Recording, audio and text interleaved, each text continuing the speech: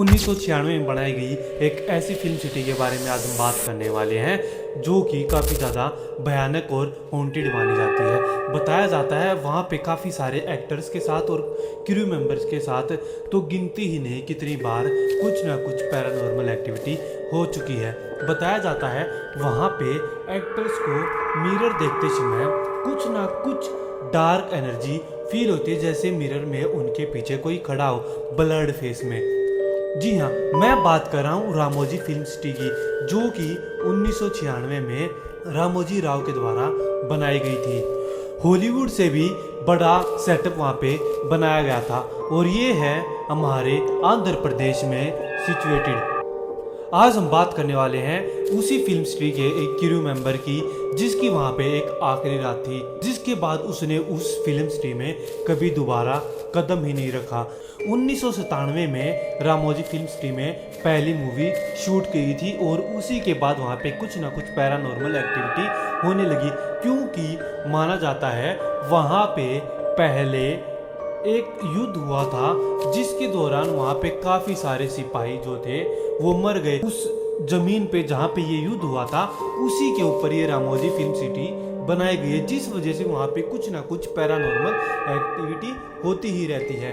तो मैं बात करने वाला हूँ अभी रिसेंटली 2019 के एक केस के बारे में, जिसका नाम हम चेंज कर देते हैं क्रू मेंबर का, उसका नाम हम रख देते हैं राकेश। राकेश एक लाइटमैन टेक्नीशियन था जो कि वहाँ पे फिल्म सिटी में गया था एज अ क्रू मेंबर। बताया जाता है लगभग रात के 1 से 2 बजे के बीच उनका शूट कंप्लीट होता है, जिसके बाद वो अपने रूम में जाके आराम करने लग जाता है। उसका रूम नंबर होता है 214। जी हाँ, ये शब्द याद रखना 214, क्योंकि आगे जाके पता चलने वाला उसके साथ ऐसा क्यों हुआ था।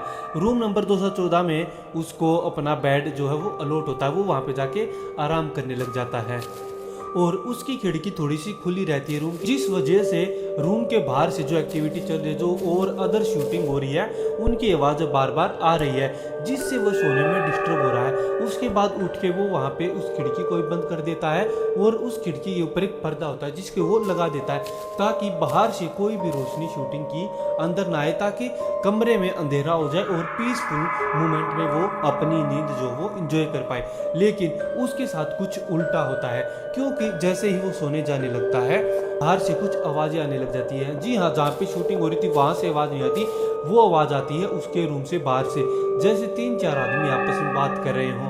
और उनकी आवाज़ सुन के काफ़ी ज़्यादा अजीब भी लगा, क्योंकि वो आवाज़ कर रहे थे बिल्कुल हिंदी में, या फिर कुछ शब्द वो अपने भाषा में संस्कृत के भी यूज़ कर रहे थे, जैसे मानो पुराने समय के कुछ लोग आपस में बात कर रहे हों जैसे ही।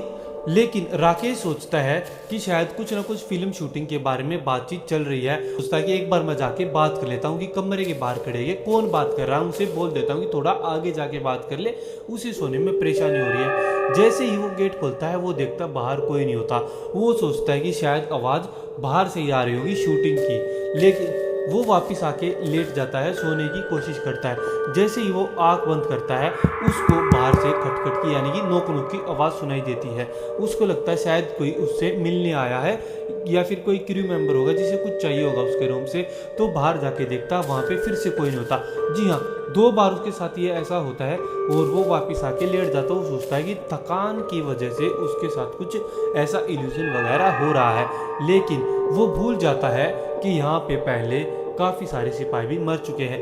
तीसरी बार वो आके सोने की कोशिश करने लग जाता है, उसका जो पर्दा था वो अचानक से हट जाता पूरा। वो सोचता है हवा का झोंका होगा, जो पंखा चल रहा है कमरे में उसकी वजह से ऐसा हुआ है। लेकिन वो आवाज़ें फिर से आना शुरू हो जाती है, लेकिन अब की बार वो आवाज़ें बाहर से नहीं अंदर से आ रही थी। और राकेश उठ के देखता कि यहाँ पे कोई है तो नहीं। वो अपनी मोबाइल की फ्लैश लाइट ऑन करता है और जैसे ही वो खिड़की के पास जाता है उसको एकदम पीछे से धक्का मारता कोई, लेकिन वहाँ पे कमरे में उसके अलावा कोई नहीं था।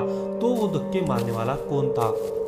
वो वापिस से अपने बेड पे जाके बैठ जाता है और सोचता है कि सोने की कोशिश करता हूँ, शायद मुझे इन सब चीज़ों से राहत मिल जाए। वो जैसे ही सोने की कोशिश करता है, उसकी पैरों के तले से मतलब उसके पैरों के ऊपर से चद्दर कोई हटाता है और उसको पैरों में पकड़ के पीछे की तरफ कोई खींचता है। ऐसा देख के वो काफ़ी ज़्यादा डर जाता है और वो हड़बड़ाहट में लाइट ऑन करता है कमरे की। वो देखता है कि वहाँ पे कमरे में तो कोई नहीं होता, लेकिन बेड के ऊपर 2 हाथों के निशान थे, जैसे कोई सच में उसके ऊपर हावी होने की कोशिश कर रहा हो। ऐसा देख वो उस कमरे को छोड़ के भाग जाता है।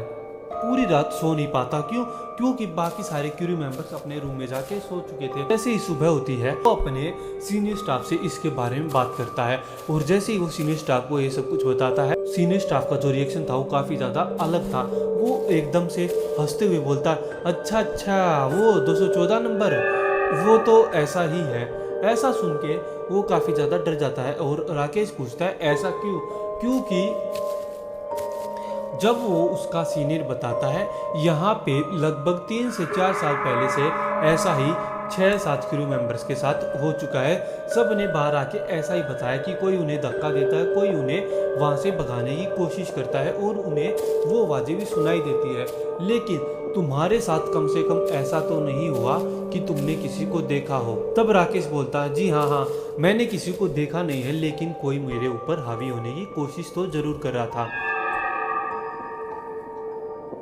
और ऐसा सब कुछ होने के बाद राकेश उस फिल्म सिटी को छोड़ के निकल जाता है और बताया जाता है उसके बाद वो कभी उस फिल्म सिटी में कभी नहीं गया। और ऐसा उसके साथ क्यों हुआ था? 214 नंबर कमरे में ही ऐसा क्या था जो कि 6-7 क्रू मेंबर के साथ हो चुका था? बताया जाता 214 नंबर जो कमरा था उसमें काफ़ी कम लोग रहने जाते थे, क्योंकि लगभग पहले ही सारा स्टाफ एडजस्ट हो जाया करता था कमरे में। और जैसा कि मैंने आपको पहले कहा था 214 नंबर, इसको याद रखना।